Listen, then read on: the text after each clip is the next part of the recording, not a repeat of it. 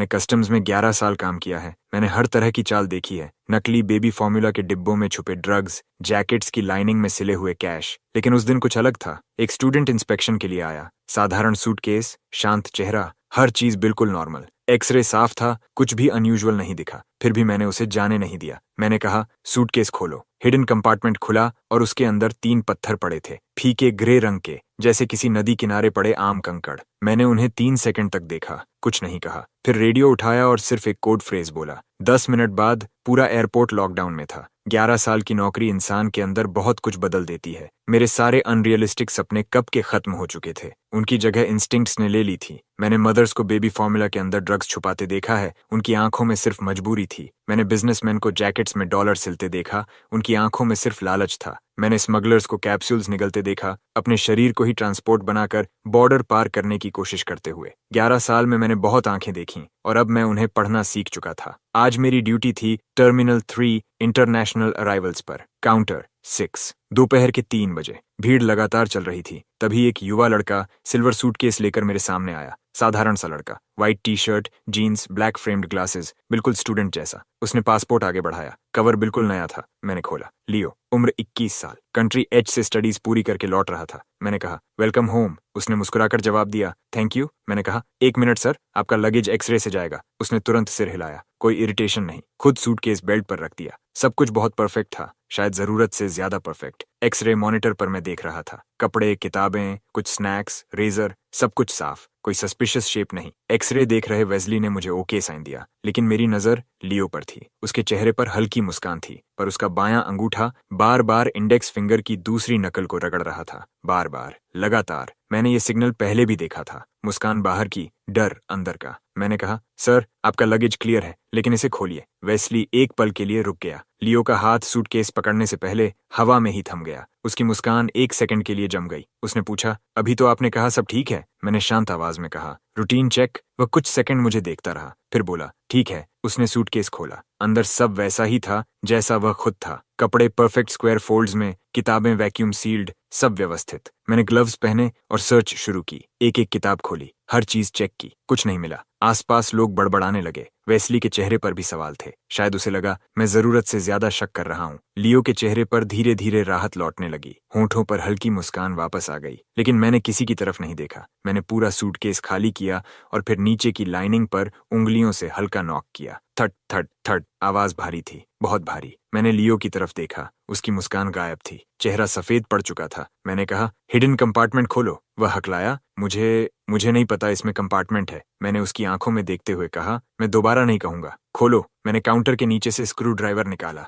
लियो के होंठ कांपने लगे। मैंने और कुछ नहीं कहा। स्क्रू ड्राइवर सीम में घुसाया और जोर लगाया। क्लिक, पैनल खुल गया। एक पतली दरार बनी और उसके अंदर से मिट्टी और मशीन ऑयल की हल्की गंध बाहर आई। मैंने पैनल खींचकर अलग कर दिया। अंदर फोम की लेयर थी, उसमें 3 स्लॉट्स बने हुए थे और उन्हीं स्लॉट्स में रखे थे 3 पत्थर, फीके ग्रे, खुरदरे, अनियमित किनारों वाले, बिल्कुल नदी किनारे मिलने वाले साधारण पत्थर जैसे। वेस्ली झुककर देखने लगा। उसने कहा, पत्थर? इतने ड्रामे के लिए पत्थर? आसपास लोग फुसफुसाने लगे। लियो की सारी ताकत जैसे खत्म हो चुकी थी। वह काउंटर से टिक गया, हाँफते हुए उन पत्थरों को घूर रहा था। उसकी आंखों में कुछ था, डर, या शायद उससे भी ज्यादा कुछ। मैंने उसकी तरफ नहीं देखा। मेरी नजर सिर्फ उन पत्थरों पर थी। मैं उन्हें 3 सेकंड तक देखता रहा। फिर मैंने उनमें से एक उठाया। वह छूने में ठंडा था, उम्मीद से ज्यादा भारी। सतह खुरदरी थी और उस पर सूखी मिट्टी के निशान अब भी लगे हुए थे। मैंने पत्थर को उठाकर अपनी आंखों के सामने किया। ऊपर लगी तेज सफेद लाइट के नीचे उसे अलग अलग एंगल्स से घुमाने लगा और फिर एक खास एंगल पर,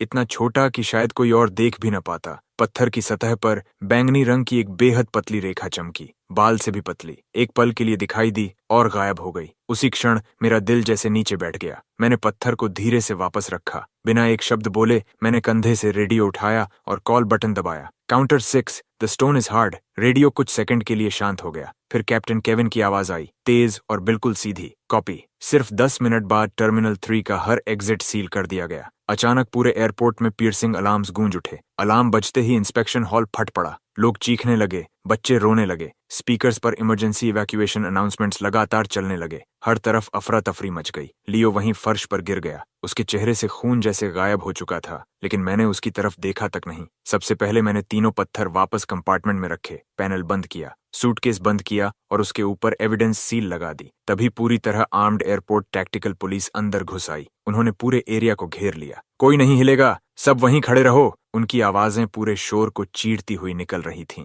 कैप्टन केविन तेज कदमों से मेरी तरफ आया। उसके साथ कस्टम्स एंटी स्मगलिंग यूनिट के 2 ऑफिसर्स थे। उसके माथे की नसें तक उभर आई थीं। मैंने तुरंत रिपोर्ट दी। टारगेट लियो, मेल, उम्र 21, कंट्री एच से रिटर्निंग स्टूडेंट। हिडन कंपार्टमेंट में 3 पत्थर मिले। The stone is hard. Captain Kevin की आंखें सिकुड़ गईं। कस्टम्स प्रोटोकॉल में द स्टोन इज हार्ड सबसे ऊंचे स्तर का नेशनल सिक्योरिटी अलर्ट था। अगर ये कोड एक्टिवेट हो जाए तो इसका मतलब होता था ऐसा स्मगलिंग केस जो देश के मूल हितों को हिला सकता है। इसके बाद मामला कस्टम्स के हाथ से बाहर चला जाता था। सीधा नेशनल सिक्योरिटी टेक ओवर करती थी। केविन और मैं 7 साल से साथ काम कर रहे थे। मैंने ये कोड फ्रेज पहले कभी इस्तेमाल नहीं किया था, एक बार भी नहीं। वह जानता था मैं मजाक नहीं कर रहा। उसने पूछा, तुम श्योर हो? मैंने जवाब दिया, 100%। केविन ने तुरंत रेडियो उठाया। This is Captain Kevin of Capital Airport Inspection Division, initiating special containment protocol. Target identified at Terminal 3, Counter 6, requesting immediate takeover by Top Special Operations.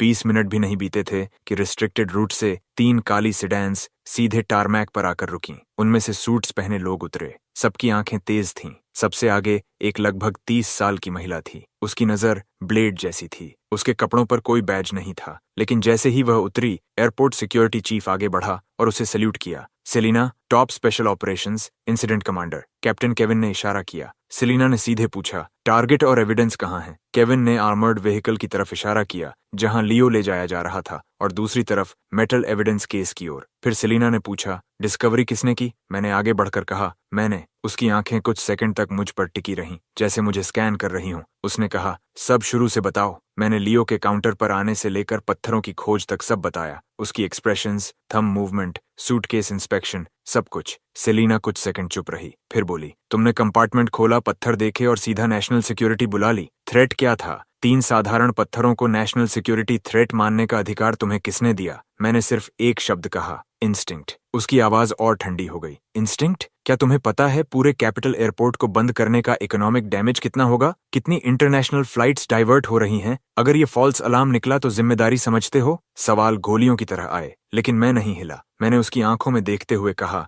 मैंने गैम्बल नहीं किया। लैंप के नीचे एक स्पेसिफिक एंगल पर मैंने वायलेट लाइट देखी, बहुत हल्की, लेकिन मैंने देखी। यही असली वजह थी अलार्म ट्रिगर करने की। फिर मैं कुछ पल रुका। 3 साल पहले मेरे मेंटर मास्टर रेस एक बॉर्डर स्मगलिंग ऑपरेशन में मारे गए थे। उस दिन उन्होंने एक नया कॉन्ट्राबैंड पकड़ा था जो साधारण मिनरल रॉक जैसा दिखता था। बाद की इंटरनल ब्रीफिंग में मैंने उसकी डिस्क्रिप्शन देखी थी। स्पेसिफिक लाइट सोर्स में उसके कोर मटेरियल से वायलेट ग्लो निकलती थी। उसी घटना के बाद code phrase the stone is hard और उससे जुड़ा ऑपरेशन बेड रॉक ऑफिशियली बनाया गया था। पूरे कस्टम सिस्टम में इस डिटेल को 5 लोगों से भी कम लोग जानते थे। कैप्टन केविन उनमें से एक था, लेकिन सेलिना साफ तौर पर नहीं जानती थी। उसने ठंडी हंसी छोड़ी। Violet light? क्या तुमने बहुत ज्यादा नॉवेल्स पढ़ लिए हैं? फिर उसने आदेश दिए, एविडेंस को आइसोलेशन लैब में ले जाओ। टेक टीम तुरंत एनालिसिस शुरू करे। टारगेट को इंटेरोगेशन रूम ले जाओ और मुझे एक प्राइवेट रूम चाहिए, साथ में ये कस्टम्स ऑफिसर भी। जब तक मैं कंक्लूजन पर नहीं पहुंचती, ये एयरपोर्ट नहीं छोड़ेगा। इन्वेस्टिगेशन के लिए ऑन कॉल रहेगा। इतना कहकर वह मुड़ी और उसके हील्स की आवाज पूरे फ्लोर पर तेज गूंजती चली गई। कैप्टन केविन ने मेरी तरफ देखा। उसकी आवाज धीमी थी। डेमियन, मैं अपनी यूनिफॉर्म तुम्हारे भरोसे दांव पर लगा रहा हूँ। फिर उसने गहरी सांस ली और चुप हो गया। अगले कुछ घंटे बेहद दर्दनाक थे। मुझे एक छोटे ब्रेक रूम में रखा गया। बाहर 2 ऑफिसर्स गार्ड पर खड़े थे। न फोन, न बाहर से कोई संपर्क। समय जैसे रुक गया था। बाहर रात उतर चुकी थी। टर्मिनल 3 अब भी लॉकडाउन में था। टारमैक खाली पड़ा था, किसी गोस्ट सिटी जैसा। शायद बाहर तूफान मचा हुआ था, लेकिन मेरे अंदर अजीब सी शांति थी। मुझे अपनी आंखों पर भरोसा था और अपने मेंटोर पर उससे भी ज्यादा। करीब आधी रात को दरवाजा जोर से खुला। सेलिना अंदर आई, पहले से भी ज्यादा ठंडी। उसकी आंखों में दबा हुआ गुस्सा जल रहा था। उसने एक फाइल मेरे सामने पटक दी। ऑफिसर डेमियन, बेहतर होगा इसे एक्सप्लेन करो। मैंने फाइल उठाई। Preliminary lab report. आखिरी निष्कर्ष मोटे काले अक्षरों में लिखा था। उसे पढ़ते ही मेरी आंखें फैल गईं। इम्पॉसिबल, सेलिना बोली। मेरी टीम ने लियो से 8 घंटे पूछताछ की। शुरू से आखिर तक एक ही कहानी। कंट्री एच में ट्रैवल करते वक्त नदी किनारे ये पत्थर मिले। अच्छे लगे तो सुवेनिर की तरह ले आया। हमने उसके सोशल कनेक्शंस, फैमिली बैकग्राउंड सब खंगाल दिए। सब साफ। हर एविडेंस सिर्फ एक बात कहता है, तुम झूठ बोल रहे हो, उसने मेरी तरफ झुकते हुए कहा। और वो वायलेट लाइट? कुछ नहीं, हमारी टेक टीम ने देश की सबसे एडवांस्ड मशीन्स इस्तेमाल की, स्टोन्स को अंदर बाहर हर तरह स्कैन किया, पर्पल का एक ट्रेस तक नहीं मिला। डेमियन, तुम्हारे पास कल दोपहर तक सिर्फ 12 घंटे हैं। या तो साबित करो कि ये स्टोन्स नेशनल सिक्योरिटी थ्रेट हैं, या मिलिट्री ट्राइब्यूनल के लिए तैयार रहो। तुम्हारी इंस्टिंक्ट और वायलेट लाइट की वजह से हम एक बहुत बड़े टारगेट को खो चुके हैं। अब डिटेंशन सेल में जाओ और सोचो कि साबित कैसे करोगे कि तुम सिर्फ अटेंशन पाने वाला पागल नहीं हो। 2 ऑफिसर्स अंदर आए और दोनों तरफ से पकड़कर मुझे ले गए, लेकिन मेरे दिमाग में सिर्फ एक बात घूम रही थी। मैंने वो लाइट देखी थी, बिल्कुल वैसी ही जैसी 3 साल पहले ब्रीफिंग फोटो में थी। तो गलती कहाँ हुई? मुझे एक बिना खिड़की वाले सेल में बंद कर दिया गया। अंदर सिर्फ लोहे का बिस्तर था। मैं बैठ गया और खुद को शांत किया। फिर दोपहर की हर घटना दोबारा चलाने लगा, फ्रेम बाय फ्रेम। लियो, उसका चेहरा, उसकी मूवमेंट्स, उसका बायां हाथ, वो लगातार उंगलियां रगड़ना। और फिर अचानक मुझे याद आया, जब मैंने कंपार्टमेंट खोला और पत्थर देखे, उसकी टेंशन अपने पीक पर थी। लेकिन जब मैंने पत्थर उठाकर लैंप के नीचे देखा, डर के अलावा उसके चेहरे पर कुछ और भी था। अचानक मेरी आंखें खुल गईं। राहत, उसके चेहरे पर राहत थी, लेकिन क्यों? फिर मेरे दिमाग में जैसे बिजली गिरी। उसे राहत इस बात की थी कि मैं गलत लाइट इस्तेमाल कर रहा था। मैं तुरंत उठ खड़ा हुआ। दरवाजा खोलो, मुझे सेलिना से मिलना है, एविडेंस फिर से जांचना है। मुझे पता चल गया क्या गलती हुई। दरवाजे के बाहर कैप्टन केविन खड़ा था। उसका चेहरा थका हुआ था, आंखें लाल थीं। साफ था कि उसने भी नहीं सोया था। उसने सिर्फ कहा, चलो। मैं उसके साथ लंबे कॉरिडोर से गुजरा। चलते हुए उसने कहा, मैंने लैब रिपोर्ट भी पढ़ी। डेमियन, मामला बहुत बड़ा बन चुका है। मैंने तुरंत कहा, कैप्टन, मैंने झूठ नहीं बोला। समस्या स्टोन्स नहीं है, प्रॉब्लम लाइट में है। केविन रुक गया। कौन सी लाइट? मैंने गहरी सांस ली। मैंने मास्टर रेस केस की ब्रीफिंग 10 बार से ज्यादा पढ़ी है। रिपोर्ट में साफ लिखा था कि वायलेट ग्लो किसी भी लाइट में नहीं दिखती, सिर्फ एक specific narrow band light source पर रिएक्ट करती है। वो वेवलेंथ उस समय हमारी कंट्री के क्लासिफाइड एक्सपेरिमेंट का हिस्सा थी, पूरी तरह सीक्रेट ऑप्टिकल फ्रीक्वेंसी। कोई नॉर्मल डिटेक्शन इक्विपमेंट उसे ट्यून नहीं कर सकता। इसलिए सबको सिर्फ 3 बेकार पत्थर दिखाई दिए। कैप्टन केविन वहीं रुक गया। वह घूमा और सीधा मेरी आंखों में देखने लगा। कितने श्योर हो? मैंने बिना एक पल गंवाए कहा, 100%। केविन कुछ सेकंड तक चुप रहा। फिर उसने एन्क्रिप्टेड फोन निकाला और दोबारा सिक्योर लाइन मिलाई। इस बार उसने कुछ नहीं जोड़ा, सिर्फ मेरी बात वर्ड बाय वर्ड दोहरा दी। और दूसरी तरफ अचानक पूरी खामोशी छा गई। फिर लंबी खामोशी के बाद सेलिना की बर्फ जैसी ठंडी आवाज सुनाई दी, उसे एक मौका दो, मैं आइसोलेशन लैब में मिलती हूँ। आइसोलेशन लैब के अंदर हवा इतनी भारी थी जैसे उसे महसूस किया जा सकता हो। तीनों पत्थर सफेद वर्कबेंच पर रखे थे। व्हाइट लैब कोट्स पहने टेक्नीशियंस एक तरफ खड़े थे। उनकी आंखों में शक और तिरस्कार साफ दिखाई दे रहा था। सेलिना कमरे के कोने में खड़ी थी, हाथ बांधे हुए। डेमियन, शुरू करो, मैंने सीधा कहा। मुझे एक ट्यूनेबल लेजर एमिटर चाहिए जिसकी वेवलेंथ डीप अल्ट्रावायलेट तक जाए। एक टेक्नीशियन हंस पड़ा। तुम्हें पता भी है क्या मांग रहे हो? Deep UV? तुम्हें ये कोई साईफाई लैब लग रही है? सेलिना ने बिना एक्सप्रेशन बदले कहा, जो कह रहा है करो। टेक्नीशियन नाखुश दिखा, लेकिन चला गया। थोड़ी देर बाद एक प्रिसिजन इंस्ट्रूमेंट अंदर लाया गया। उसने कहा, यह शहर में अभी उपलब्ध सबसे एडवांस्ड इक्विपमेंट है, 200 एनएमएर तक जा सकता है। काफी है। मैंने सिर हिलाया, फिर आगे बढ़ा और लैब की सारी लाइट्स बंद कर दी। Full blackout mode. एक एक करके सारी रोशनी बुझ गई। पूरा कमरा अंधेरे में डूब गया। सिर्फ मशीन की स्क्रीन का हल्का हरा ग्लो मेरे चेहरे पर पड़ रहा था। मैंने गहरी सांस ली और वेवलेंथ ट्यून करना शुरू किया। 760 nm से नीचे, रेड, ऑरेंज, येलो, ग्रीन। लेकिन वर्कबेंच पर रखे तीनों पत्थरों में कोई बदलाव नहीं आया। वही फीके, वही बेजान। मेरे माथे पर पसीना आने लगा। टेक्नीशियन बोला, देखा, मैंने कहा था ना, ट्रिक्स बंद करो। सेलिना के माथे पर भी शिकन आ गई। उसका धैर्य खत्म हो रहा था, लेकिन मैंने किसी की तरफ नहीं देखा। 400 nm, 300, अल्ट्रावायलेट बैंड में प्रवेश, 250। सेलिना की आवाज आई, ऑफिसर डेमियन, तुम्हारा समय खत्म हो रहा है। मैंने दांत भींचे और डायल घुमाता रहा। फिर अचानक इंडिकेटर एक संख्या पर आकर रुका, 217.3 नैनोमीटर्स। मेरा हाथ वहीं जम गया। यही नंबर था, वही नंबर जो मैंने 3 साल पहले मास्टर रेस की रिपोर्ट में देखा था, एक्सपेरिमेंटल पैरामीटर के रूप में चिन्हित। मैंने धीरे से सिर उठाया और वर्कबेंच की तरफ देखा, और फिर चमत्कार हुआ। उस खास यूवी बीम के नीचे तीनों साधारण पत्थर जीवित हो उठे। उनके अंदर रोशनी जगमगाने लगी। बैंगनी रंग की अनगिनत नाजुक किरणें उनके भीतर बह रही थीं, जैसे पूरा गैलेक्सी अंदर घूम रहा हो। वो पत्थर नहीं थे, वो मानो रोशनी से बना एक छोटा ब्रह्मांड थे। पूरी लैब में सन्नाटा छा गया। कोई कुछ नहीं बोल पाया। टेक्नीशियंस के मुंह खुले रह गए, आंखें बाहर निकलने को थीं। कोने में खड़ी सेलिना अचानक तेजी से आगे बढ़ी। वह वर्कबेंच तक पहुंची और उन पत्थरों को ऐसे देखने लगी जैसे वे जीवित हों। उसकी आंखों में शौक और अविश्वास साफ था। वह पलटी और मुझे घूरने लगी। अब उसके चेहरे पर तिरस्कार नहीं था, सिर्फ सदमा और हल्का डर। उसने पूछा, तुम्हें इस वेवलेंथ के बारे में कैसे पता? ये top tier national optical secret है। उसी पल उसकी इनक्रिप्टेड फोन जोर से बज उठी। उसने जल्दी से उठाया। बोलो। दूसरी तरफ से आवाज आई, डायरेक्टर सेलिना, लियो टूट गया है। उसने सब बता दिया। कंट्री एच की एक ऑर्गेनाइजेशन ने उसे पैसे दिए थे ताकि वह ये 3 रॉ स्टोन्स देश में लाए। उसे कहा गया था कि ये पूरी तरह सेफ हैं, कोई भी इंस्ट्रूमेंट इन्हें डिटेक्ट नहीं कर सकता जब तक इन्हें एग्जैक्टली 217.3 नैनोमीटर की लाइट से इल्यूमिनेट न किया जाए। और मीटिंग पॉइंट। सेलिना के हाथ से फोन फिसल गया। उसके चेहरे का रंग उड़ चुका था। अब उसे समझ आ गया था। मैं उस क्लासिफाइड फ्रीक्वेंसी को इसलिए नहीं जानता था कि मेरी क्लियरेंस उससे ऊंची थी। मैं जानता था क्योंकि ये जानकारी 3 साल पहले मेरे मेंटोर की जान देकर मिली थी और उसने लगभग उस इंसान को मिलिट्री ट्राइब्यूनल भेज दिया था जो एक हीरो की आखिरी विरासत उठा रहा था। लैब में इतनी खामोशी थी कि सब एक दूसरे की धड़कन तक सुन सकते थे। उन 3 पत्थरों के अंदर बहती वायलेट गैलेक्सी जैसे हमारी अज्ञानता का मजाक उड़ा रही थी। कैप्टन केविन ने फोन उठाया। मीटिंग पॉइंट कहाँ है? जवाब आया, नेशनल डिजिटल लाइब्रेरी, 3री मंजिल, सेक्शन सी, लॉकर 307। समय दोपहर 3 बजे। सिर्फ 2 घंटे बचे हैं। केविन ने फोन रखा और सेलिना की तरफ देखा, लेकिन सेलिना मुझे देख रही थी। उसकी आंखों में अब बहुत कुछ था, शक, अविश्वास, पछतावा और हल्का सम्मान। फिर उसने धीरे से खुद को सीधा किया और मेरे सामने गहरा फॉर्मल बो किया। नेशनल सिक्योरिटी की एक सीनियर ऑफिसर एक साधारण कस्टम्स ऑफिसर के सामने झुक रही थी। आसपास खड़े टेक्नीशियंस और एंटी स्मगलिंग ऑफिसर्स पूरी तरह स्तब्ध थे, लेकिन मैं एक कदम भी पीछे नहीं हटा। मैंने सेलिना की माफी शांत चेहरे के साथ स्वीकार की, क्योंकि मैं जानता था वो मुझसे माफी नहीं मांग रही थी। वो मेरे मेंटोर मास्टर रेयस से माफी मांग रही थी, उस इंसान से जिसने 3 साल पहले इस राज की कीमत अपनी जान देकर चुकाई थी। मैंने सिर्फ इतना कहा, अभी भावनाओं का समय नहीं है, हमारे पास सिर्फ 1 घंटा 50 मिनट बचे हैं। एक ही वाक्य ने सेलिना को फिर से वास्तविकता में खींच लिया। उसकी आंखें दोबारा तलवार जैसी तेज हो गईं। वह तुरंत मुड़ी और आदेश देने लगी, टेक टीम, तीनों स्टोन्स को top grade energy isolation containment box में सील करो, ट्रांसपोर्ट की तैयारी करो। कैप्टन केविन,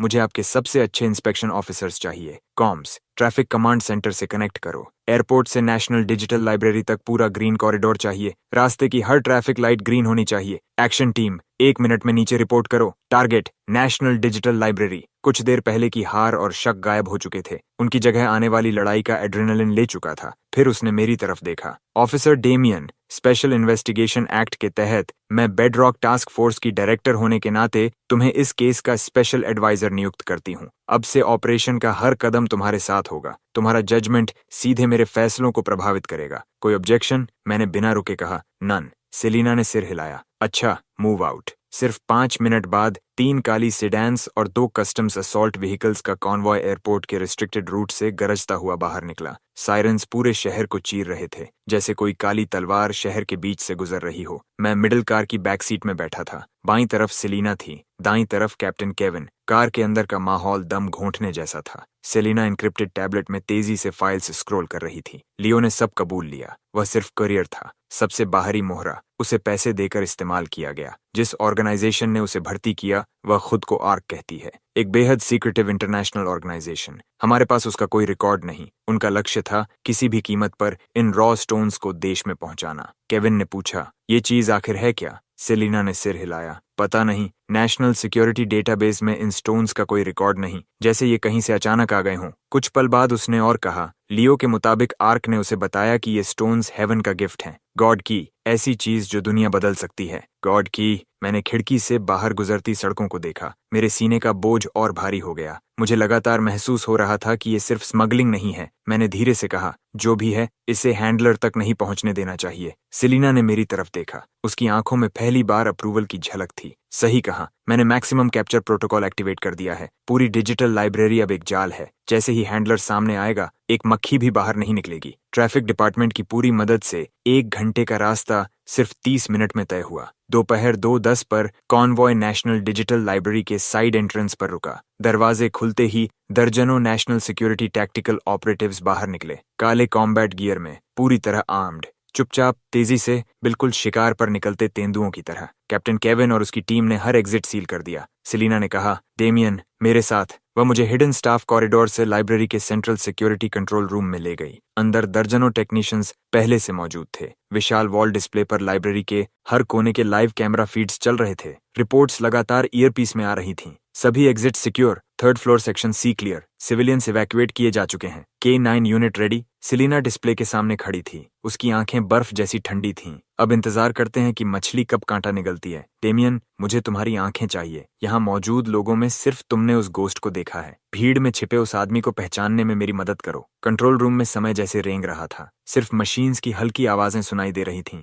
हर नस धनुष की डोरी की तरह खींची हुई थी। दीवार पर लगी घड़ी के लाल अंक धीरे धीरे बदल रहे थे, लेकिन हर सेकंड ऐसा लग रहा था जैसे किसी काउंटडाउन बॉम्ब की टिक टिक सीधे दिल पर चोट कर रही हो। स्केड्यूल्ड मीटिंग का समय आ जाता है। स्क्रीन पर थर्ड फ्लोर के सेक्शन सी का एंट्रेंस पूरी तरह खाली था। एक भी इंसान नहीं। टारगेट दिखाई नहीं दिया। सभी टीम्स अलर्ट रहें। रिलैक्स मत होना। उसके चेहरे पर घबराहट नहीं थी, लेकिन रेडियो पकड़ने वाली उंगलियों के नकल्स हल्के सफेद पड़ चुके थे। उसकी टेंशन साफ दिख रही थी। मैं भी स्क्रीन को घूर रहा था। हैंडलर आखिर आएगा कैसे? शार्प सूट पहने किसी आदमी की तरह, या किसी साधारण क्लीनर की तरह, या शायद वो आए ही ना और किसी अनजान सिविलियन को रिमोटली यूज करके हैंड ऑफ पूरा करवा दे। मैं खुद को हैंडलर की जगह रखकर हर पॉसिबिलिटी दिमाग में चलाता हूँ। टाइम आगे बढ़ता रहता है। 3:03 PM, फिर भी कुछ नहीं। डायरेक्टर सेलिना, क्या टारगेट आने वाला नहीं? चुप। लियो की गिरफ्तारी एयरपोर्ट के अंदर हुई थी। न्यूज लीक नहीं हुई। उन्हें नहीं पता कुरियर पकड़ा जा चुका है। वो आएंगे। वो अपनी बात पूरी नहीं करती, लेकिन मैं समझ जाता हूँ। जब तक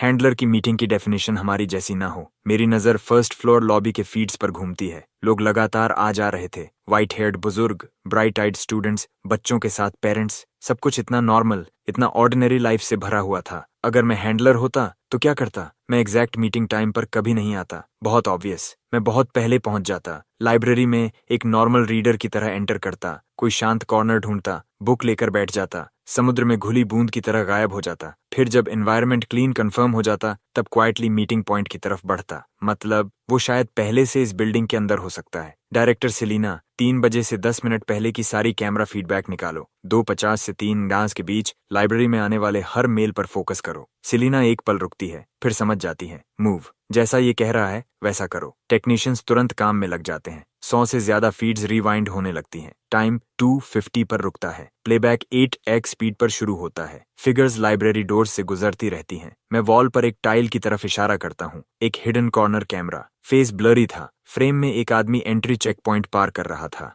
मीडियम बिल्ड, उम्र लगभग 45 से 50। Grey jacket, gold rimmed glasses, हाथ में जर्मन एडिशन की फाउस्ट। बिल्कुल यूनिवर्सिटी प्रोफेसर जैसा। रिसर्च करने आया कोई स्कॉलर। उसका फेस जूम करो, फ्रेम एनलार्ज होती है। एनहांसमेंट के बाद आदमी का चेहरा साफ हो जाता है। एक पूरी तरह ऑर्डिनरी फेस, कोई फीचर नहीं। भीड़ में डालो तो सेकंड में गायब। इसे रन करो। Facial recognition. अभी इसकी पूरी इंफॉर्मेशन चाहिए। नेशनल सिक्योरिटी डेटाबेस चालू हो जाता है। कुछ सेकंड्स बाद रिजल्ट वापस आता है। मिल गया। डायरेक्टर प्रोफेसर चेस, 52 साल, कैपिटल यूनिवर्सिटी में German studies professor, doctoral advisor. Family background और सोशल टाइज पूरी तरह क्लीन। रिकॉर्ड पर एक भी दाग नहीं। नेशनल डिजिटल लाइब्रेरी का long term reader pass holder. हफ्ते में 2-3 बार यहाँ आता है। पूरी हैबिट्स रेगुलर। Perfect identity. अभी location, last position, second floor social sciences reading area, aisle के पास। लाइव फीड मेन स्क्रीन पर डालो। मेन डिस्प्ले पर प्रोफेसर चेस साफ दिखाई देता है। विंडो के पास टेबल पर बैठा चुपचाप पढ़ रहा था। सनलाइट उस पर पड़ रही थी। सामने स्टीमिंग टी का कप।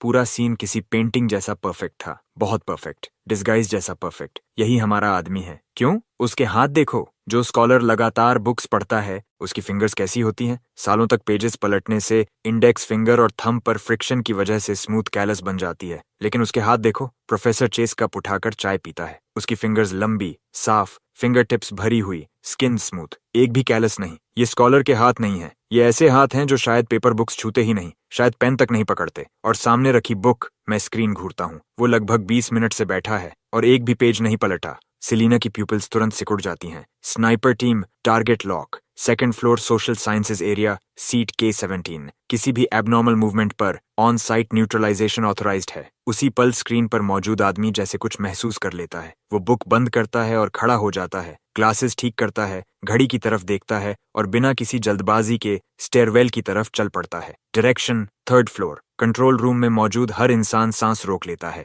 आखिर मछली कांटे पर फंस गई थी। प्रोफेसर चेस बिल्कुल स्टेडी कदमों से चल रहा था। रिलैक्स्ड पॉस्चर, जैसे कोई रीडर बुक पढ़कर थक गया हो और ऊपर सीनरी बदलने जा रहा हो। स्टेप बाय स्टेप वो सीढ़ियां चढ़ता है और सेकंड और थर्ड फ्लोर के बीच के मोड़ पर गायब हो जाता है। फिर थर्ड फ्लोर स्टेयरवेल फीड पर दोबारा दिखाई देता है। वो थर्ड फ्लोर पर पहुंचता है, सेक्शन सी रीडिंग एरिया और स्टोरेज जोन के जंक्शन पर। क्लियरेंस प्लान के मुताबिक ये पूरा एरिया खाली होना चाहिए था। प्रोफेसर चेज वहीं रुक जाता है और आसपास देखता है। उसकी आंखें खाली कॉरिडोर पर घूमती हैं। चेहरे पर वही जेंटल स्कॉलर वाला एक्सप्रेशन था, लेकिन आंखें बाज जैसी तेज। वो एनवायरनमेंट कंफर्म कर रहा था कि ये सेफ ड्रॉप पॉइंट है, कोई सेफ दिखने वाला ट्रैप नहीं। कंट्रोल रूम में मौत जैसी खामोशी थी। हर किसी की मुट्ठियां बंधी हुई थीं। डर ऐसा कि कोई छोटी सी आवाज भी स्क्रीन वाले आदमी को अलर्ट न कर दे। टाइम जैसे खिंच गया था। हर सेकंड एक सेंचुरी जैसा लग रहा था। आखिर प्रोफेसर चेज संतुष्ट लगता है। वो आगे बढ़ता है और सीधे सेक्शन सी के लॉकर्स की तरफ चलता है। उसका टारगेट बिल्कुल साफ था,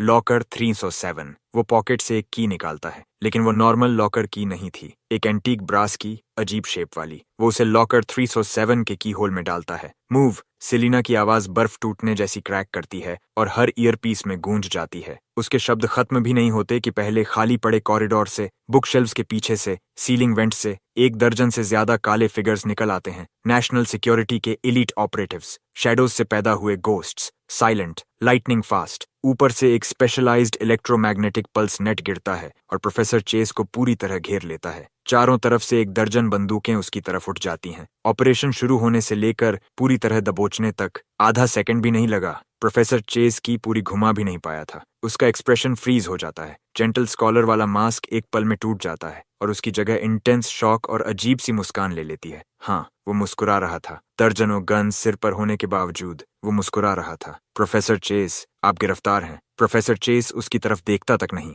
उसकी नजर सबको पार करके सीधे मेरे चेहरे पर आ टिकती है। उसकी आंखें अजीब थीं, न गुस्सा न डर, सिर्फ प्लेफुल अप्रिशिएशन, जैसे कोई हंटर अपने प्रे को देख रहा हो। तो तुम वही कस्टम्स ऑफिसर हो, रॉ स्टोन्स को तुमने पहचान लिया था। इम्प्रेसिव, इसकी उम्मीद नहीं थी। गेट कीपर्स के अलावा अभी भी तुम्हारी जैसी आंखें बची हैं। लगता है आर्क की इंटेलिजेंस अपडेट करनी पड़ेगी। उसे ले जाओ। 2 ऑपरेटिव्स आगे बढ़ते हैं और उसके हाथों में स्पेशलाइज्ड हैंडकफ्स लगा देते हैं। दूसरी टीम बॉडी सर्च शुरू करती है और लॉकर 307 खोलती है। उसके पास जो मिलता है वो बेहद सिंपल था। वॉलेट, कुछ बैंक कार्ड्स, कैश, सबसे पुराना नोकिया फोन जिसमें स्मार्ट फीचर्स तक नहीं, और वो जर्मन कॉपी ऑफ फॉस्ट। न वेपन, न पॉइजन, न कोड बुक। किसी एजेंट के लिए हद से ज्यादा क्लीन। जैसे ही प्रोफेसर चेज मुझे क्रॉस करके ले जाया जा रहा था, वो अचानक रुक जाता है, सिर मेरे कान के करीब लाता है और इतनी धीमी आवाज में फुसफुसाता है कि सिर्फ हम दोनों सुन सकते थे। जब तुम अबिस को घूरते हो, अबिस भी तुम्हें घूरता है। रियल वर्ल्ड में स्वागत है। ऑपरेटिव्स उसे फिर धक्का देकर आगे बढ़ाते हैं। कोल्ड स्वेट मेरी शर्ट भिगो देता है। पैरों से लेकर सिर तक बर्फ जैसी ठंड दौड़ जाती है।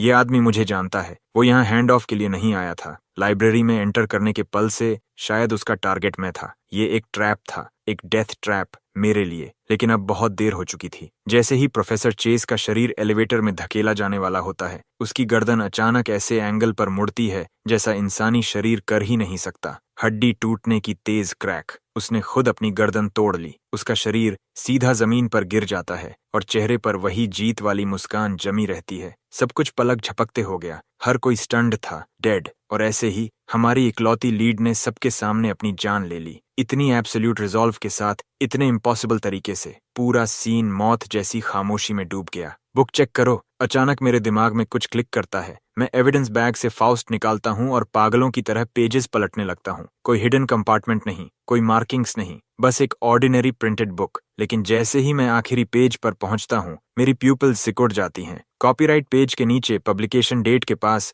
हल्की पेंसिल राइटिंग थी, लगभग मिट चुकी। नंबर्स की एक स्ट्रिंग, पेज नंबर नहीं, कोड भी नहीं, कोऑर्डिनेट्स, लैटिट्यूड और लॉन्जिट्यूड। मैं बुक उठाकर सेलिना को दिखाता हूँ। उसकी आंखें नंबर्स पर टिक जाती हैं और तुरंत तेज हो जाती हैं। इस कोऑर्डिनेट को लॉक डाउन करो अभी। टेक टीम तुरंत एक्शन में आ जाती है। मेन डिस्प्ले पलटकर जायंट सैटेलाइट मैप बन जाता है। मैप पर एक रेड डॉट ब्लिंक करने लगता है। सेलेना स्क्रीन के पास जाती है और उसे घूरती रहती है। ये जगह कहाँ है? टेक्नीशियन तेजी से जूम करता है। डॉट सिटी आउटस्कर्ट्स की एंडलेस माउंटेन्स के बीच था। Director coordinate Kunlun biological research centre की तरफ पॉइंट कर रहा है। Kunlun biological research centre. Selina का शरीर झटके से हिलता है। वो गिरने से बचने के लिए टेबल पकड़ लेती है। उसकी नजरें रेड डॉट पर जम जाती हैं, जैसे उसे जलाकर खत्म कर देना चाहती हूँ। क्या ये वही सीक्रेट बेस नहीं जो 10 साल पहले अबैंडन हुआ था? कोऑर्डिनेट वहां क्यों जा रहा है? कंट्रोल रूम दोबारा खामोश हो जाता है। Kunlun biological research centre. National security के लोगों के लिए ये नाम टैबू था।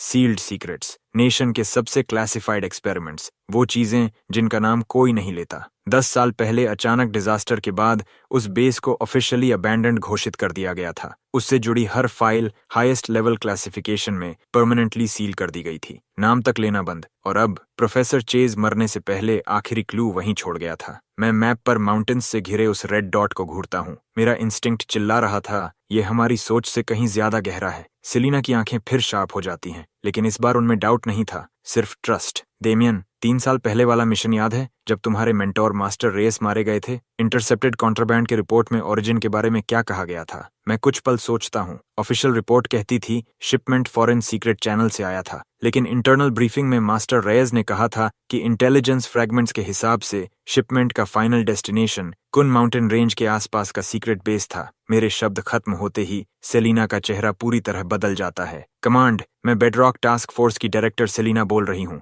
Highest level emergency response activate करो। Target Kunlun biological research centre. उसकी आवाज पूरे कमरे में गूंजती है। प्रोफेसर चेज ने सिंपल कोऑर्डिनेट नहीं छोड़ा, उसने पेंडोरास बॉक्स छोड़ दिया है। मुझे कमांड से जोड़ो। हेलीकॉप्टर चाहिए अभी। नियरेस्ट मिलिट्री यूनिट्स को मोबिलाइज करो। कुनलून बायोलॉजिकल रिसर्च सेंटर के आसपास पूरा एरिया सील कर दो। कोई अंदर नहीं, कोई बाहर नहीं। फैसिलिटी से जुड़ी सारी क्लासिफाइड फाइल्स अनसील करके मेरे एन्क्रिप्टेड टर्मिनल पर भेजो। रेडियो चैनल पर अर्जेंट कॉन्फर्मेशंस लगातार वापस आने लगते हैं। उसी पल पूरी नेशनल सिक्योरिटी मशीन जाग उठती है। सेलिना रेडियो नीचे रखती है, उसकी आंखें बर्फ जैसी ठंडी हो चुकी थीं। डेमियन, शायद हम किसी ऐसे मेलस्ट्रॉम में घुस गए हैं जिसकी कल्पना भी नहीं की थी। प्रोफेसर चेस की मौत एंड नहीं थी, बिगिनिंग थी। उसकी नजर फिर स्क्रीन पर जाती है, उस रेड डॉट पर, जैसे वहां कोई इनविजिबल चीज जाग रही हो। 10 मिनट बाद military helicopter national digital library की रूफटॉप पैड पर उतरता है। रोटर ब्लेड्स की गूंज पूरी रात को हिला देती है। सेलिना, कैप्टन केविन और मैं हेलीकॉप्टर में चढ़ जाते हैं। कैबिन डोर सील हो जाता है। चॉपर हवा में उठता है, तेजी से ऊपर जाता हुआ। एक जायंट स्टील रैप्टर जो रात को चीरता हुआ सिटी आउटस्कर्ट्स के कुनलून रेंज की तरफ उड़ रहा था। बाहर नाइट विंड चीख रही थी। कैबिन के अंदर बैठा मैं नीचे शहर की दूर होती लाइट्स देख रहा था, लेकिन मेरा दिल और भारी होता जा रहा था। जब तुम अबिस को घूरते हो, एबिस भी तुम्हें घूरता है। रियल वर्ल्ड में स्वागत है। आखिर ये रियल वर्ल्ड क्या छुपा रहा है? कुन biological research centre, raw stones, मेरे मेंटोर की मौत, आखिर ये सब एक दूसरे से कैसे जुड़े हैं? मैं गहरी सांस लेता हूँ और अपनी मुट्ठियां कस लेता हूँ। आगे जो भी हो, मैं उसे खींचकर रोशनी में लाऊंगा। हेलीकॉप्टर अंधेरी रात को चीरते हुए उड़ता रहता है। लगभग 40 मिनट बाद हम कुन बायोलॉजिकल रिसर्च सेंटर के ऊपर पहुंचते हैं। ऊपर से देखने पर ये माउंटेन्स के बीच छुपा एक विशाल कॉम्प्लेक्स था। बीचों बीच फोर्ट्रेस जैसी ग्रे कंक्रीट बिल्डिंग खड़ी थी। चारों तरफ ऊंची वॉल्स, ऊपर रेजर वायर और सर्वेलेंस कैमरास। पूरा बेस डेंस फॉरेस्ट और जैगेड पीक्स के नीचे छिपा हुआ था। अगर पहले से इसकी जानकारी ना हो तो कोई कभी अंदाजा भी नहीं लगा सकता था कि यहाँ कुछ मौजूद है। हेलीकॉप्टर बेस के बाहर एक क्लीयरिंग में उतरता है। जैसे ही हम नीचे उतरते हैं, ठंडी और नम माउंटेन विंड चेहरे से टकराती है। ग्राउंड पहले से स्पेशल ऑपरेशंस फोर्सेस के कंट्रोल में था। Hundreds of fully armed soldiers base के चारों तरफ गोस्ट्स की तरह तैनात थे। उनका कमांडर लगभग 40 साल का दुबला आदमी था। Call sign Falcon. वो सेलिना के पास आता है और शार्प सैल्यूट मारता है। डायरेक्टर सेलिना, टीम्स प्लान के मुताबिक डिप्लॉय हो चुकी हैं। 1 किलोमीटर पेरीमीटर के अंदर हर सस्पिशियस टारगेट स्क्रीन और कंटेन किया जा चुका है। बेस के अंदर कोई अनोमली डिटेक्ट नहीं हुई। Good move. फैल्कन हमें बेस के मेन एंट्रेंस की तरफ ले जाता है। वहां एक मैसिव अलॉय डोर बंद पड़ा था। उसकी सरफेस पर रस्ट जम चुकी थी, जैसे 10 साल से कभी खुला ही ना हो। सेलिना अपना एन्क्रिप्टेड टर्मिनल निकालती है और तेजी से काम करने लगती है। अलॉय डोर भारी मैकेनिकल आवाज के साथ खुलता है। अंदर से ठंडी, नम और सड़ी हुई हवा बाहर निकलती है। अंदर पिच ब्लैक कॉरिडोर था। उसका आखिरी सिरा दिखाई तक नहीं दे रहा था, जैसे किसी अननोन अबिस में जाता हो। फैल्कन 2 सोल्जर्स को आगे स्काउट करने का सिग्नल देता है। वो सब मशीन गन्स निकालकर आगे बढ़ते हैं। टैक्टिकल फ्लैशलाइट्स जलती हैं। 2 रोशनी की धारें अंधेरे को काटती हैं। कॉरिडोर खाली था, सिर्फ फेडेड वार्निंग साइंस दीवारों पर लटके थे। Do not enter. सेलिना हाथ हिलाती है और हम अंदर बढ़ते हैं। बेस अंदर से बाहर से कहीं ज्यादा बड़ा था। कॉरिडोर के दोनों तरफ सील्ड लैबोरेटरी डोर्स थे। उन पर वार्निंग लेबल्स की भरमार थी। Biohazard, high risk experiment, unauthorised personnel do not approach. 10 साल की वीरानी ने हर चीज को सड़ा दिया था। दीवारों और पाइप्स पर मोटी डस्ट जमी थी। फ्लोर पर मॉस उगाई थी। तभी एक सोल्जर बोलता है, सर, इस डोर को प्राई किया गया लगता है। सेलिना तुरंत आगे बढ़ती है। ये डोर बाकी डोर्स से नया लग रहा था और लॉक एरिया साफ डैमेज था। फैल्कन ब्रीच का सिग्नल देता है। जोरदार क्रैश के साथ डोर तोड़ दिया जाता है। अंदर एक विशाल लेबोरेटरी थी। उसके बीचों बीच एक मैसिव मेटल कल्चर चेंबर खड़ा था। चेंबर के अंदर एम्बर लिक्विड भरा हुआ था और उस लिक्विड में डूबा हुआ एक इरेगुलर ऑब्जेक्ट, कुछ ऐसा जो एयरपोर्ट पर मिले रॉ स्टोन्स जैसा दिख रहा था। लेकिन ये कहीं बड़ा था, लगभग आधे इंसान जितना ऊंचा, जैसे कोई विशाल बदसूरत ट्यूमर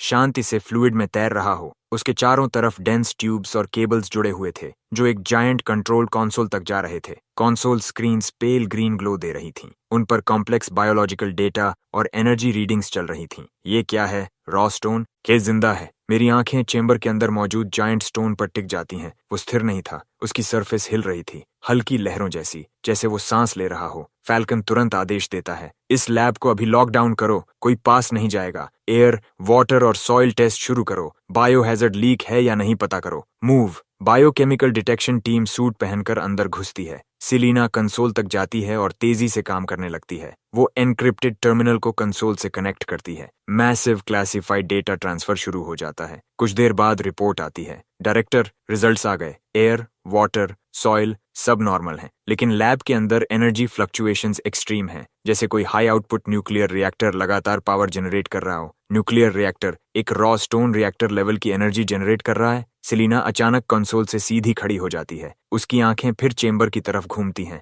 भारी और गंभीर। यही प्रोफेसर चेस का असली टारगेट था। वो 3 छोटे रॉ स्टोन्स चुराने नहीं आया था, वो यहाँ इस बड़े वाले को एक्टिवेट करने आया था। मेरा दिमाग एक पल के लिए खाली हो जाता है। एक्टिवेट? रिएक्टर लेवल एनर्जी वाली इतनी विशाल लिविंग चीज, एक रॉ स्टोन इस स्केल का। उसी पल सेलिना का एन्क्रिप्टेड टर्मिनल अचानक अर्जेंट अलार्म टोन्स से गूंज उठता है। वो नीचे देखती है और उसका चेहरा राख जैसा सफेद पड़ जाता है। बुरा हुआ, प्रोफेसर चेस का कोऑर्डिनेट फाइनल डेस्टिनेशन नहीं है। ये सिर्फ एक की है, ऐसी की जो किसी स्पेसिफिक डिवाइस को एक्टिवेट करने के लिए बनी है। बायोलॉजिकल रिसर्च सेंटर सिर्फ एक सिग्नल रिले है। असली डेस्टिनेशन उससे भी नीचे है, उस फॉरबिडन जोन में जहां हम कभी पहुंच ही नहीं पाए। और नीचे फैल्कन का चेहरा बदल जाता है। यहीं तक हमारी एक्सेस लिमिट है, इसके आगे सिर्फ लेजेंडरी फॉरबिडन जोन है। मैक्सिमम ग्रेड डिफेंसेस उसके ब्लूप्रिंट्स तक सील्ड हैं। सेलिना उसकी बात अनसुनी कर टर्मिनल को घूरती रहती है। स्क्रीन पर अब एक नया और भी ज्यादा सीक्रेट कोऑर्डिनेट फ्लैश कर रहा था। कुनलून बायोलॉजिकल रिसर्च सेंटर के बहुत नीचे। फैल्कन, तुम्हारे सारे डिमोलिशन एक्सपर्ट्स चाहिए। जितनी जल्दी हो सके फॉरबिडन जोन तक रास्ता उड़ाओ। डायरेक्टर, वो काम नहीं करेगा। उस जोन की डिफेंसेस न्यूक्लियर बंकर स्टैंडर्ड्स पर बनी है। टॉप टियर चार्जेस से भी एक सीम खोलने में कम से कम 20 घंटे लगेंगे। 20 घंटे? सेलिना की आवाज ठंडी हो जाती है। हमारे पास इतना समय नहीं है। लियो ने पहले ही बताया था मीटिंग टाइम आज 3 बजे था। प्रोफेसर चेस लाइब्रेरी में ठीक 3 बजे सिर्फ हमें रोकने आया था, टाइम बाय करने। उसने कोऑर्डिनेट एक्टिवेट किया, यहाँ के रॉ स्टोन को एक्टिवेट किया, लेकिन उसका असली उद्देश्य नीचे फॉरबिडन जोन एक्टिवेट करना था। अगर मैं सही हूँ तो अंदर की चीज पहले से एक्टिवेट हो चुकी है। उसकी नजर जायंट रॉ स्टोन पर जाती है। उसकी सरफेस अब पहले से ज्यादा तेज रिपल कर रही थी। एम्बर लिक्विड हल्की वायलेट ग्लो देने लगा था। ये बड़ा रॉ स्टोन एनर्जी कन्वर्टर है। ये किसी नेचुरल एनर्जी को अब्सॉर्ब करता है और प्रोफेसर चेस के कोऑर्डिनेट के जरिए उसे सिग्नल में बदल देता है। वही सिग्नल फॉरबिडन जोन एक्टिवेट कर रहा है। मेरी बात सुनकर सेलिना की आंखों में चमक आ जाती है। तुम सही हो, उस जोन के अंदर सपोजिडली वो चीज दबी है जो हमारे देश को दशकों पहले मिली थी। आउटर स्पेस से आई कोई mysterious object, highest level classification, code name God की। कुन बायोलॉजिकल रिसर्च सेंटर उसी पर सीक्रेट रिसर्च करने के लिए बनाया गया था, लेकिन रिसर्च के दौरान कुछ अनकंट्रोलेबल हो गया और हमें उसे सील करना पड़ा। मेरी सांस अटक जाती है। प्रोफेसर चेस का हेवन का गिफ्ट और गॉड की वही है। सब कुछ अचानक क्लियर हो जाता है। तो आर्क रॉ स्टोन्स नहीं चाहता, उन्हें गॉड की चाहिए। रॉ स्टोन सिर्फ एनर्जी सेल्स हैं उसे स्टार्ट करने के लिए। लियो कुरियर था, प्रोफेसर चेस एक्टिवेटर। उनका असली गोल रॉ स्टोन से नीचे दबी गॉड की को अवेकन करना था। अगर गॉड की जाग गई, मैं बात अधूरी छोड़ देता हूँ, क्योंकि आगे का मतलब कोई सोच भी नहीं सकता था। तो सब कुछ खत्म हो सकता है। क्या अंदर जाने का कोई और रास्ता है? कुछ सेकंड की खामोशी के बाद सेलिना बोलती है। 10 साल पहले डिजास्टर के बाद अगर जोन में कुछ अनकंट्रोल्ड म्यूटेशन हो जाए, इसके लिए हमने एक इमरजेंसी सेल्फ डिस्ट्रक्शन पैसेज बनाया था। उस पैसेज से हाई एनर्जी मटेरियल इंजेक्ट करके अंदर की हर चीज पूरी तरह डिस्ट्रॉय की जा सकती है, लेकिन वो रुकती है। वो वन वे है, जो अंदर जाता है वापस नहीं आता और अंदर ट्रैप्स और डिफेंसेस भरे हैं। कभी फील्ड टेस्ट भी नहीं हुआ, कोई कभी पार नहीं गया। मैं सिलीना की तरफ देखता हूँ। मुझे वहां ले चलो डायरेक्टर, फैल्कन तुरंत बोल पड़ता है। आप नहीं जा सकती, आप टास्क फोर्स डायरेक्टर हैं। लेकिन सिलीना उसे रोक देती है। मैं डायरेक्टर हूँ, मेरी क्लियरेंस यहाँ सबसे ऊंची है। सिर्फ मैं सारे अलार्म्स और सेफ गार्ड्स डिसेबल कर सकती हूँ। सिर्फ मैं तुम्हें अंदर पहुंचा सकती हूँ। डेमियन, वो मेरी तरफ देखती है। मेरे साथ चलो, मुझे तुम्हारा इंस्टिंक्ट चाहिए, तुम्हारी आंखें चाहिए। मैं धीरे से सिर हिलाता हूँ। समझ गया, ये अब सिर्फ मेरे बारे में नहीं था, देश, लोग, सबकी सेफ्टी की बात थी। फैल्कन की आंखों में सम्मान की हल्की चमक उभरती है। वो कुछ नहीं कहता, बस हमें बेस के और भी गहरे हिस्से में एक हिडन कॉर्नर तक ले जाता है। वहां एक अलॉय डोर खड़ा था जो आसपास की दीवार से अलग ही नहीं दिख रहा था। सिलीना के एन्क्रिप्टेड कमांड पर डोर धीरे धीरे खुलता है और उसके पीछे एक पैसेज दिखाई देता है, पहले से ज्यादा गहरा, ज्यादा अंधेरा, ज्यादा ठंडा। एंट्रेंस पर एक लाल वार्निंग साइन लगा था, no entry for the living. मैं गहरी सांस लेता हूँ और सिलीना की तरफ देखता हूँ। उसका चेहरा डरावनी हद तक शांत था। चलो, और मैं उसके पीछे अंदर कदम रख देता हूँ। कैप्टन केविन और फैल्कन बाकी सोल्जर्स के साथ एंट्रेंस पर पोजीशन संभाल लेते हैं। डोर बंद होने से पहले सिलीना आखिरी बार बोलती है, ध्यान से सुनो, जो भी हो, मेरे ऑर्डर के बिना कोई पास नहीं आएगा, कोई अंदर नहीं आएगा। रूल तोड़ने वालों को देखते ही गोली मार दी जाएगी। एलॉय डोर धीरे धीरे हमारे पीछे सील हो जाता है। उसी पल हमारा बाहर की दुनिया से हर कनेक्शन कट जाता है। अननोन डार्कनेस हमें पूरी तरह निगल लेती है। अब सिर्फ हमारी अपनी हार्ट बीट सुनाई दे रही थी और मौत जैसी घुटन भरी गंध बढ़ती जा रही थी। यही फॉरबिडन जोन था। एलॉय डोर ने बाहर की दुनिया से हर रिश्ता काट दिया था। डार्कनेस मोटी काली स्याही की तरह चारों तरफ लिपटी हुई थी, ठंडी, नम और रस्टेड मेटल और सड़ी हुई धूल की स्मेल से भरी। सिलीना टैक्टिकल फ्लैशलाइट ऑन करती है। सफेद रोशनी की एक धार 10 साल की खामोशी को चीर देती है। लाइट के सामने एक लंबा पतला टनल दिखाई देता है जो नजरों से परे तक जा रहा था। दीवारें कंक्रीट की नहीं थीं, किसी अनजान डार्क सिल्वर मेटल से बनी हुई। सरफेस इतनी स्मूथ कि एक भी सीम नहीं, जैसे पूरा टनल किसी एक जायंट मेटल ब्लॉक से कार्व किया गया हो। सिलीना धीमी आवाज में बोलती है, 10 साल पहले का highest grade military alloy. Theory के मुताबिक ये छोटी न्यूक्लियर ब्लास्ट भी झेल सकता है। पास रहो, अब से हम फुल कॉम्बैट रेडीनेस में हैं। कोई भी अनकन्फर्म्ड लिविंग थिंग हॉस्टाइल मानी जाएगी। फ्लैशलाइट के बिना भी मैं आसपास की आउटलाइंस मुश्किल से देख पा रहा था। टनल बहुत लंबा था। हम करीब 5 मिनट चले होंगे कि अचानक मेरा दिल जोर से सिकुड़ जाता है। सीधा सामने से इंटेंस डेंजर की लहर आती है। रुको, सिलीना उसी पल रुक जाती है। वेपन सीधा आगे, शरीर धनुष की तरह तना हुआ। क्या हुआ? आगे कुछ है, पता नहीं क्या, लेकिन डेंजरस है। पक्का? पूरी तरह। मैं सामने अंधेरे में घूरता हूँ। खतरे का एहसास बढ़ता जा रहा था, जैसे डार्कनेस में कोई इनविजिबल आंख हमें ठंडेपन से देख रही हो। सिलीना बिना सवाल किए पॉकेट से ग्लो स्टिक निकालती है और आगे फेंक देती है। वो लगभग 50 मीटर उड़कर फ्लोर पर गिरती है। उसी पल कॉरिडोर लाल रोशनी से फट पड़ता है। अनगिनत ब्लड रेड बीम्स एक दूसरे में जुड़कर आधे सेकंड से भी कम वक्त में जायंट 3D लेजर ग्रिड बना देती हैं। ग्लो स्टिक हवा में ही पाउडर बन जाती है। Infrared triggered laser grid. Selina की आवाज भारी हो जाती है। मिलिट्री की टॉप टियर डिफेंस। ट्रिगर हुआ तो कुछ भी जिंदा नहीं बचता। वो मेरी तरफ देखती है। तुमने महसूस कैसे किया? इंस्टिंक्ट। अब मैं कॉरिडोर को घूरता हूँ। ऐसे सिस्टम्स हमेशा पैटर्न पर चलते हैं, या फिक्स्ड इंटरवल या ओवरराइड कोड। हमारे पास कोड नहीं है तो इंतजार करेंगे, या पावर खत्म होने का या शट डाउन विंडो का। और हम अंधेरे में इंतजार करते हैं। 1 minute, 5, 10। Standard defence systems power बचाने के लिए पल्स साइकिल्स पर चलते हैं, हमेशा एक्टिव नहीं रह सकते। तभी सिलीना कुछ सोचती है। वो पॉकेट से छोटी मेटल बॉल निकालती है और धीरे से पैर से आगे धकेलती है। बॉल फ्लोर पर लगभग बिना आवाज के रोल करती है। 1 मीटर, 2, कुछ नहीं। इंफ्रारेड नहीं, मोशन भी नहीं। तो ट्रिगर क्या है? अचानक समझ आता है। Sound trigger. ग्लो स्टिक गिरते वक्त हल्की आवाज हुई थी, लेकिन ये बॉल सॉलिड है, आवाज लगभग नहीं। सिलीना की प्यूपिल्स सिकुड़ जाती हैं। वो हाथ उठाकर साइलेंस सिग्नल देती है, फिर आगे इशारा करती है। मीनिंग साफ था। अब से कोई आवाज नहीं, सांस नहीं, हार्ट बीट तक नहीं। लगभग इम्पॉसिबल। हमारी आंखें मिलती हैं और दोनों को एक ही चीज दिखती है, रिजॉल्व। 2 गोस्ट्स की तरह हम धीरे, बहुत धीरे किलिंग जोन में कदम रखते हैं। जब आखिर मैं जोन के बाहर निकलता हूँ, मेरी कॉम्बैट गियर पूरी तरह पसीने से भीग चुकी थी। हम बच गए थे, लेकिन राहत लेने का वक्त नहीं मिला। कॉरिडोर के आखिर में एक डोर दिखाई देता है, अलॉय डोर, थोड़ा खुला हुआ। गैप से सिकली पेल लाइट बाहर निकल रही थी। सिलीना और मैं एक दूसरे को देखते हैं। वो टैक्टिकल साइन देती है। वो ब्रीच करेगी, मैं कवर। हम दोनों वॉल से चिपक कर आगे बढ़ते हैं। दिल फिर गले तक आ चुका था। सिलीना जोर से डोर पर किक मारती है। डोर खुलता है। वो रोल करते हुए अंदर घुसती है और मैं उसके ठीक पीछे। लेकिन जैसे ही हम अंदर का दृश्य देखते हैं, हम दोनों पूरी तरह जम जाते हैं। ये एक विशाल सर्कुलर सेंट्रल कंट्रोल चेंबर था,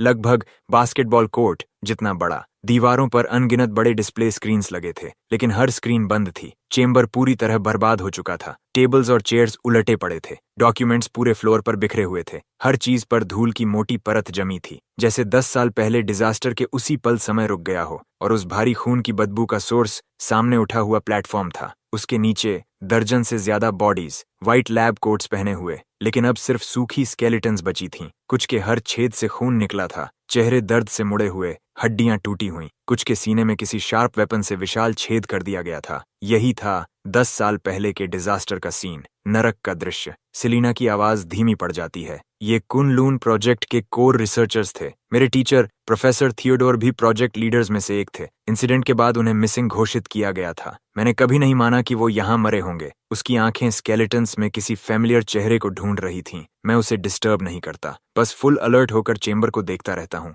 मेरा इंस्टिंक्ट चिल्ला रहा था, ये जगह लेजर कॉरिडोर से भी ज्यादा खतरनाक है। मेरी नजर प्लेटफॉर्म पर जाती है। बीच में एक विशाल सर्कुलर डिप्रेशन था, जो अब खाली था, लेकिन उसके किनारों पर अजीब वायलेट क्रिस्टल्स लगे हुए थे। सेलिना धीरे से बोलती है, यहीं गॉड की रखा जाता था। मैं सिर हिलाता हूँ। 10 साल पहले ये यहाँ से गायब नहीं हुआ। मेरी आवाज भारी हो जाती है। इसे रिलीज किया गया था। सेलिना एक स्केलेटन के पास झुकती है। बॉडी दर्द की हद वाली पोजीशन में जमी हुई थी, दोनों हाथ अपने ही सिर को पकड़े हुए, जैसे नंगे हाथों से खोपड़ी तोड़ना चाहता हो। सेलिना उसकी उंगलियों के बीच से कुछ निकालती है, एक क्रश्ड ब्लैक वॉइस रिकॉर्डर। वो प्लेबैक दबाती है। पहले हार्श स्टैटिक सुनाई देती है, फिर एक आदमी की आवाज प्योर टेरर से टूटी हुई। गाना बंद करो, बंद करो, इसे रोको, ये गीत जहर है, ये मेरे दिमाग में घुस रहा है। मैं और सेलिना एक दूसरे को देखते हैं। रीढ़ से सिर तक बर्फ जैसी सिहरन दौड़ जाती है। तभी मुझे एक टेरिफाइंग चीज महसूस होती है। जब से हम इस चेंबर में आए हैं, यहाँ अजीब खामोशी थी। इक्विपमेंट की कोई आवाज नहीं, यहाँ तक कि हमारे फुटस्टेप्स तक साइलेंस में निगल जा रहे थे। ये एब्सोल्यूट साइलेंस जोन था। और जैसे ही मुझे एहसास होता है, मेरे सिर में दर्द विस्फोट की तरह फट पड़ता है, जैसे 1000 स्टील नीडल्स दोनों कनपटियों में घुस गई हों। फिर अचानक एक अजीब, शब्दों में बयान ना होने वाली आवाज मेरे दिमाग के अंदर गूंजने लगती है, डेमियन! मुझे सेलिना की घबराई आवाज सुनाई देती है, लेकिन मैं जवाब नहीं दे पाता। मेरी कॉन्शियसनेस उस भयानक मेलोडी से निगली जा रही थी। ग्रीफ, टेरर, हर नेगेटिव इमोशन 1000 गुना बढ़ चुका था। मेरी सैनिटी टूट रही थी, मैं खुद को खो रहा था। तभी छटाक, एक जोरदार थप्पड़ मेरे चेहरे पर पड़ता है। दर्द मुझे झटके से वापस खींच लाता है। मैं सेलिना का चेहरा देखता हूँ, चिंता और अर्जेंसी से भरा। उसके मुंह के कोने से खून बह रहा था, मतलब वो भी उस सॉन्ग से प्रभावित हुई थी, लेकिन वो होश में रहने के लिए अपनी जीभ काट रही थी। ब्लॉक करो, मत सुनो, मत सोचो, माइंड पकड़ कर रखो, ये साइकिक अटैक है। मैं दांत भींच लेता हूँ। खून का स्वाद मुंह में फैल जाता है। मैं हर ध्यान दर्द पर लगाने की कोशिश करता हूँ, उस सॉन्ग का विरोध करने के लिए। और उसी पल मेरी चेस्ट पर लगा कस्टम्स बैज, मेरे मेंटोर की यादगार, एक साधारण सी चीज, अचानक हल्की गर्माहट छोड़ने लगता है। वो गर्मी पूरे शरीर में फैल जाती है और सीधा दिमाग तक पहुंचती है। क्योटिक मेलोडी उस वार्मथ के सामने पीछे हटने लगती है, जैसे अपना नेचुरल एनिमी देख लिया हो। वो तेजी से पीछे हटती है। मेरा दिमाग साफ होने लगता है। दर्द गायब हो जाता है। सेलिना मुझे अविश्वास से देखती है। तुम ठीक हो? मैं अपनी चेस्ट पकड़ता हूँ। इसने बचाया। ये क्या है? मेरे मेंटोर की कीपसेक पता नहीं क्यों ग्लो कर रही है, लेकिन लगता है ये साइकिक अटैक्स ब्लॉक कर सकती है। उसी पल पूरा सेंट्रल चेंबर जोर से हिलने लगता है। दीवारों पर बंद स्क्रीन्स एक एक करके जल उठती हैं, लेकिन उन पर डेटा नहीं था। एक आंख थी, एक विशाल, डरावनी आंख, वायलेट वेन्स से भरी हुई। उसकी प्यूपल सीधे मुझ पर और सेलिना पर टिक जाती है। Unknown life forms detected, class 1 clearance की detected, ark project phase 2 initiated, objective eliminate anomalies. Ark project professor Chase का ऑर्गेनाइजेशन। उन्होंने इस जगह का कंट्रोल ले लिया था। उसके शब्द पूरे भी नहीं हुए थे कि प्लेटफॉर्म के बीच बना खाली गोलाकार गड्ढा धीरे धीरे नीचे से खुलने लगा। अज्ञात धातु से बनी एक लिफ्ट नीचे से ऊपर उठी और उसके ऊपर सिर्फ एक चीज रखी थी, एक विशाल अनियमित स्फीयर जो अनगिनत बैंगनी चमकते क्रिस्टल शार्ड से बना था। उसकी सतह टेढ़ी मेढ़ी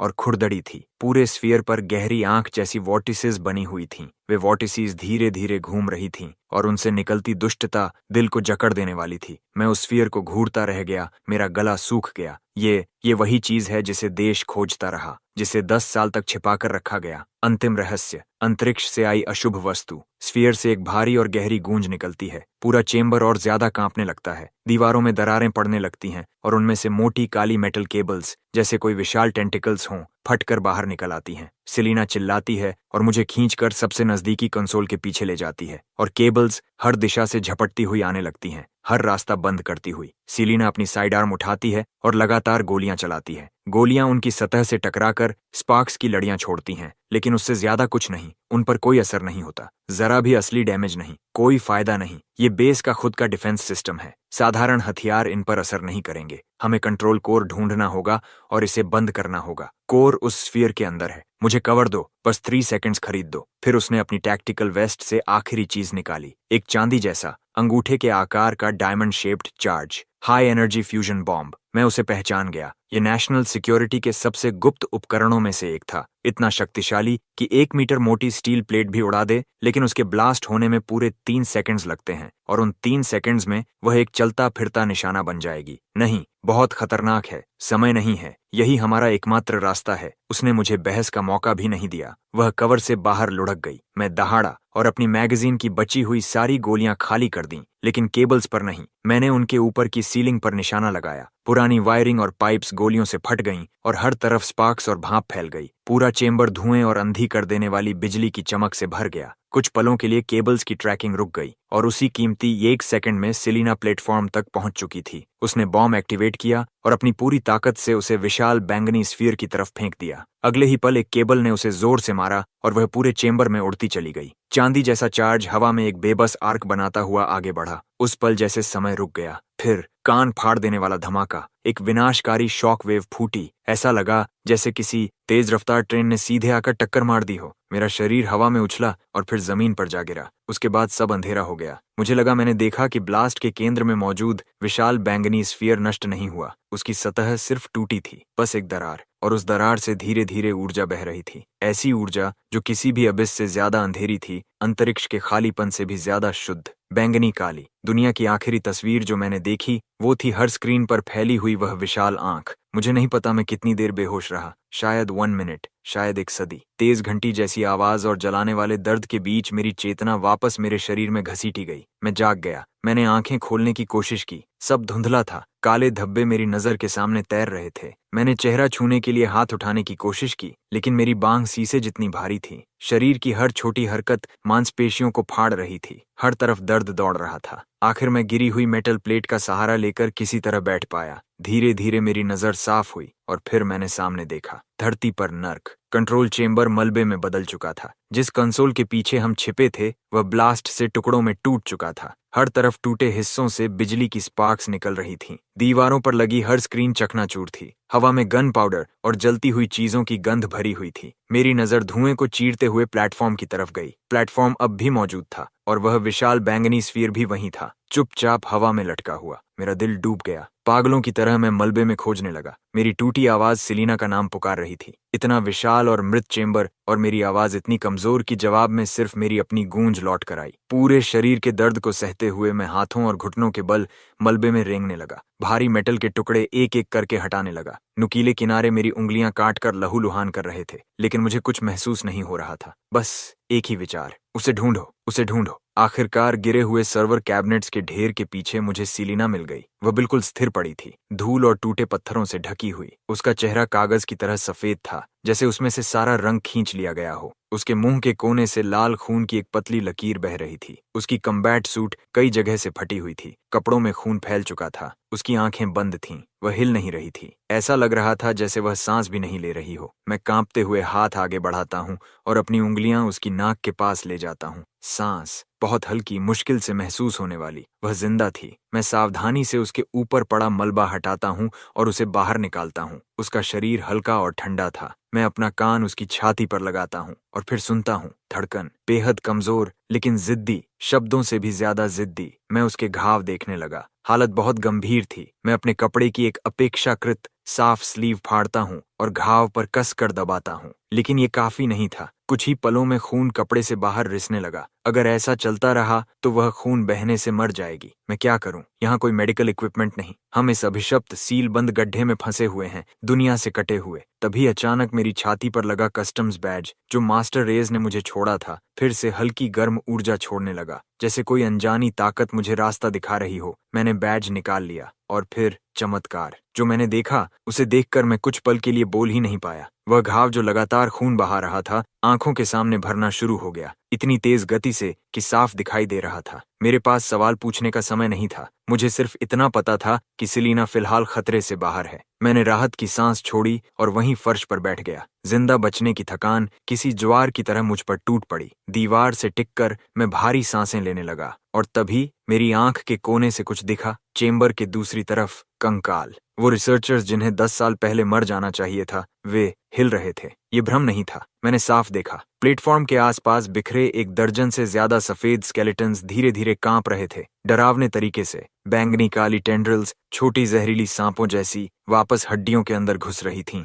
ये वही अशुभ ऊर्जा थी जो गॉड की दरार से बाहर निकल रही थी। वो गायब नहीं हुई थी, उसे नए होस्ट मिल गए थे। हड्डियों के एक दूसरे से रगड़ने की आवाज पूरे शरीर में सिहरन दौड़ा रही थी। फर्श पर पड़े स्केलेटन्स की हड्डियां जबरदस्ती दोबारा जुड़ रही थीं। वे धीरे धीरे उठ रहे थे। नहीं, वह खड़े होना नहीं था। उनके शरीर इंसानी एनाटॉमी को चुनौती देने वाले आकार में मुड़ रहे थे। उस बैंगनी काली ऊर्जा ने उन्हें खड़ा कर रखा था और फिर उनके ऊपर कुछ उगने लगा। अर्धपारदर्शी क्रिस्टल्स जो अजीब बैंगनी चमक छोड़ रहे थे। कुछ ही सेकंड्स में स्केलेटन्स पूरी तरह बदल गए। अब वे इंसान नहीं लग रहे थे। वे विकृत ह्यूमनॉइड आकृतियों में बदल चुके थे जो बैंगनी क्रिस्टल से बनी थीं। उनके शरीर किसी अजीब पारदर्शी पदार्थ जैसे थे। उनके हाथों में कोई हथियार नहीं था, वे बस चुपचाप खड़े थे। 1 दर्जन से ज्यादा अदृश्य आंखों की जोड़ी अचानक सेलिना और मेरी तरफ मुड़ी। उसी पल मुझे लगा मेरी आत्मा जम गई। ये आखिर है क्या? गॉड की ऊर्जा। उसने शरीरों को दूषित कर दिया है। Purify, eliminate. तो यही उनकी योजना है। वे इस जगह को अपना घोंसला बनाना चाहते हैं।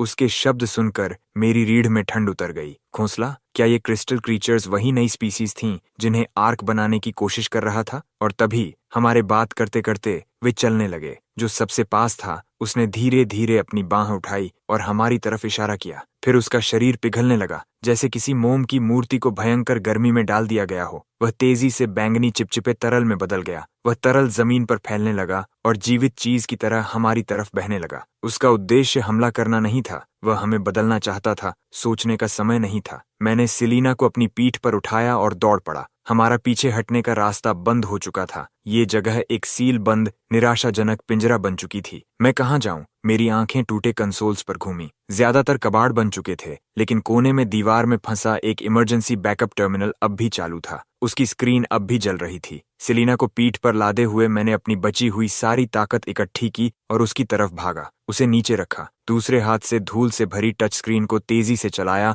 और बेस का स्ट्रक्चरल मैप खोलने लगा। आखिरकार स्क्रीन पर 3 डायमेंशनल लेआउट दिखाई दिया और जो मैंने देखा उससे मेरी सांस अटक गई। ये जगह मेरी कल्पना से कहीं ज्यादा जटिल थी। जिस कंट्रोल चेंबर में हम थे उसके नीचे 5 और विशाल स्तर मौजूद थे।